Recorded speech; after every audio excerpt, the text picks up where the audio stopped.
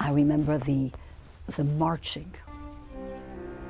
I remember hearing the marching of the soldiers outside. And the boots. I remember the boots. I'll always remember the boots. One day came when we were told, take very little with you and march to the freight railroad station. And anywhere from 80 to 100 people was pushed into these cattle cars. No food, no water, nothing. This was a 5 or 6 day trip. A lot of people committed suicide on those cattle cars. A lot of mothers who could not feed their infants choked them to death. The T4 program was a program which is also the euthanasia program. Anyone who had a defect and could not work for the German Reich or could not donate in a helpful way, he would lose his life. And he got close enough to his wife to say to her, Otto and Walter never made it into the camp.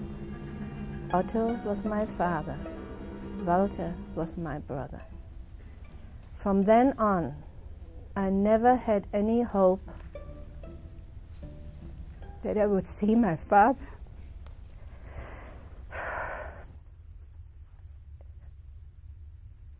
and my brother again. At the beginning of the war, there were 15,000 Jews in Tomaszów Mazowiecki. At the end, there were 300. They disappeared. They weren't there anymore. I know what those chimneys were doing.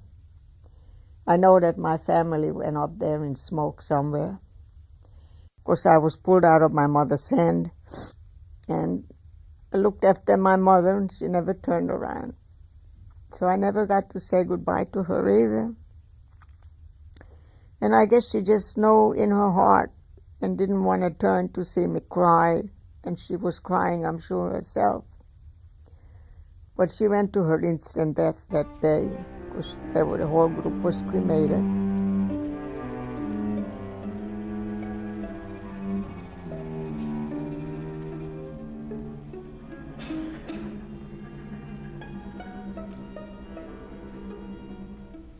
The way they tried to save the Jews from being arrested was to get the baptismal certificates that will then be given to the chief of the police of Athens, and then the chief of the police of Athens will issue ID cards with Christian names, so when the Germans would block certain areas, they will not be able to detect that they were Jews.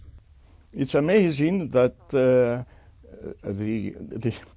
chief of the police was of German descent, but he was born and raised in Greece, so he became in spirit and in thinking the same like the other Greek citizens.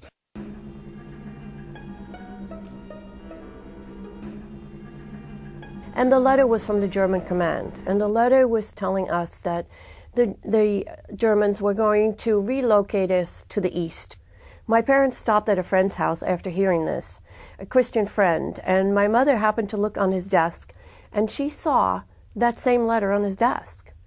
She was very curious because she wasn't quite sure if he was working for the underground, the resistance, or whether he was a Dutch Nazi, of which there were many. So she got up enough nerve and asked him, and he said, no, I'm working for the underground. And we have been very, very busy trying to find Christian families all over the Netherlands to see if the need would arise, would they take in Jewish children? And I have an address for your children. My parents went home and decided to let us go.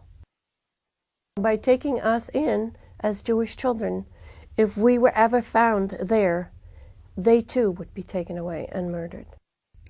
The second time back in Auschwitz, I received my tattoo, which I still have on my arm.